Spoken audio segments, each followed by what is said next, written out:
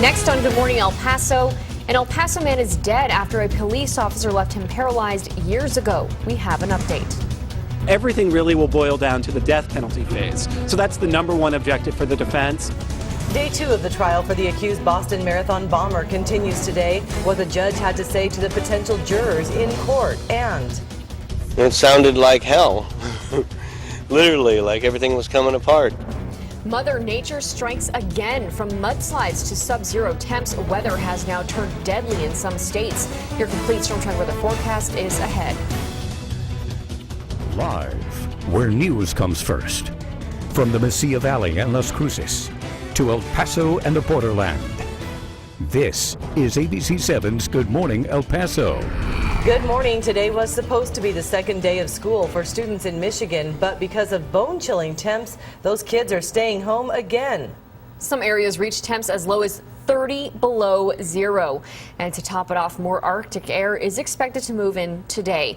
Temperatures may not rise above 5 degrees these next couple of days. And good morning, everyone. Thanks for joining us today. I'm Floren. And I'm Stephanie Valle. Just saying 30 below gave me goosebumps. It's so uncomfortable, right? It really is. Talk about. Yeah. Well, here in the borderland, we expect the opposite today. It's cold out there, yes, but it's going to be much nicer later today. Yeah, thankfully no 30 below, Crystal. Oh my goodness, I can't even imagine. I saw actually a friend who's in one of those areas where they're looking at 30 below temperatures, and have to say they were indicating that that would mean even if they were 50 degrees warmer, they'd still be below freezing. Really have to wrap your head around that one. We're below freezing, but just at 28 degrees, so not bad at all compared. We are looking at a wind chill temperature of 23. It still means we feel cold outside, so fair warning, you want the jacket. Winds are at 5 miles per hour and a relative humidity 62%. Las Cruces at 30 degrees with a feel-like temperature of 24 outside currently and winds 6 miles per hour.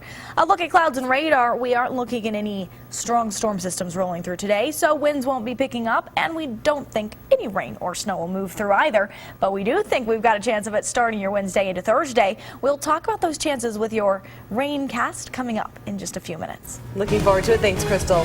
All right, developing now. A manhunt is underway in New York after 2 officers were shot late last night. The officers responding to a robbery when they went to pull a car over of a potential suspect. They were then shot, once in the elbow and one in the back.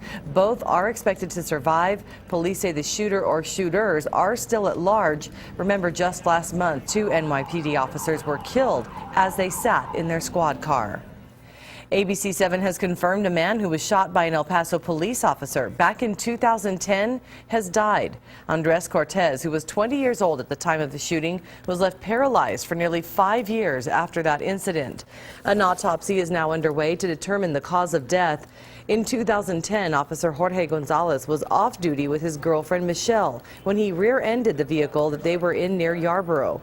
Police said Cortez tried to drive off and run over Michelle, and that's why Gonzalez shot him in the neck. We are still trying to get an update on Officer Gonzalez, who is still on desk duty with the department. A father in Las Cruces is behind bars after police say he left his 2-year-old girl out in below freezing temps wearing only a diaper. LCPD have now charged 35-year-old Efrain Mejia with child abuse. They say on Saturday night, Mejia got into a fight with his girlfriend and ran out of the house with the couple's toddler.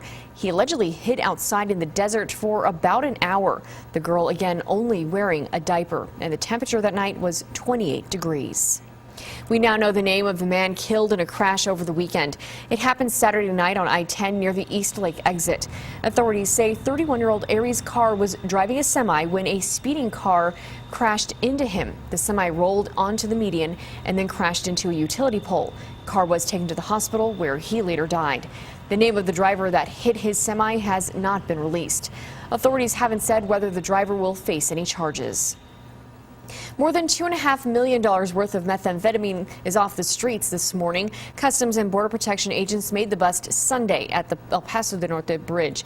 They were alerted to an SUV by a drug-sniffing dog. And inside that vehicle, they found 32 bundles of meth, which weighed more than 85 pounds. The 54-year-old driver from California was arrested and turned over to federal authorities. And authorities need your help this morning finding this girl, a teenager from Las Cruces. Rosa Hurtado is a student at Las Cruces High and has been missing since December 10th after she didn't come home from school. On the 19th, authorities say she called her mother and told her she wanted to come home. The phone connection was lost, though, and Hurtado's mom says that her daughter told her she was somewhere off of Highway 70. She has not been heard from since. If you know where she is, you're asked to call the Sheriff's Department. Well, today is day 2 of the jury selection in the trial of Dzhokhar Tsarnaev, the one surviving suspect in the Boston Marathon bombings. The now 21-year-old defendant faces a possible death sentence if he's convicted. ABC's Marcy Gonzalez has this story. Under tight security, the first of 1,200 potential jurors came face-to-face with accused Boston Marathon bomber Dzhokhar Tsarnaev. The judge telling them they have to be willing to be impartial and be open to the death penalty if Tsarnaev is convicted. Everything really will boil down to the death penalty phase. So that's the #1 objective for the defense, to spare Tsarnaev's life. The 21-year-old has pleaded not guilty. He faces 30 charges in connection with the bombings in April of 2013 near the finish line of the Boston Marathon. 3 people were killed and more than 260 others were injured. I think he's an animal. He knew when he dropped that backpack there was kids, women, families. His intentions were to do exactly what he did. Tsarnaev's lawyers are expected to argue that the defendant acted under pressure from his older brother Tamerlan. He was killed in a police shootout 4 days after the attack.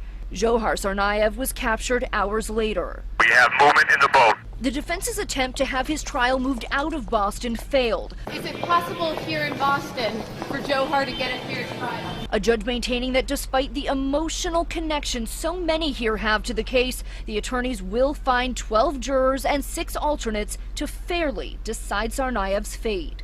And the judge expects testimony to begin on January 26 and says the trial should last 3 to 4 months. Marcy Gonzalez, ABC News, Boston.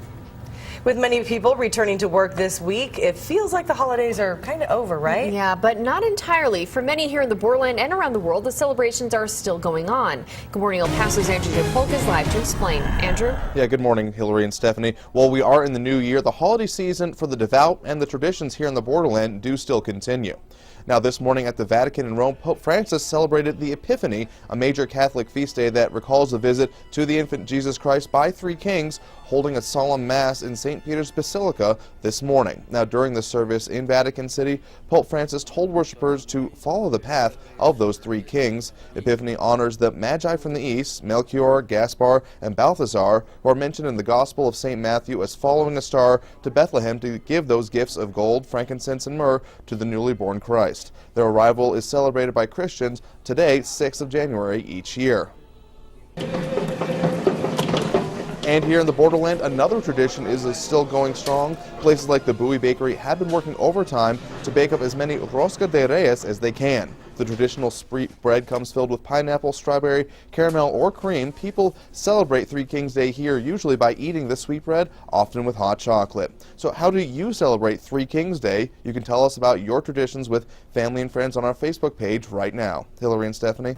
All right, thanks so much, Andrew. Let's take a live look at traffic now. And looking over at I-10 and Geronimo in central El Paso, you can see the traffic is starting to pick up this morning. No problems to report on the roads, but we do understand there's a water main break in that area at Magruder and Trowbridge. So if you are in that area or use those roads, you may want to take a detour because we understand that they may be blocking off some of the streets while they try to get a hold of that water main break. It was supposed to be done with renovations back in August of 2013. We're talking about the county sports park in East El Paso, and now county commissioners are taking action to finish the project. What they decided later in the newscast. Also coming up, weather has now turned deadly for some Americans, and we're going to take a look at the Arctic air that is shutting down 2/3 of the country this morning. But what can we expect back here in the borderland? Meteorologist Crystal Clay has your complete forecast. Crystal. Well, it is cold this morning, but we are talking colder afternoons ahead of us with a cold front moving our direction. When it strikes and how low we'll go. Up after your break. This is ABC 7, where news comes first.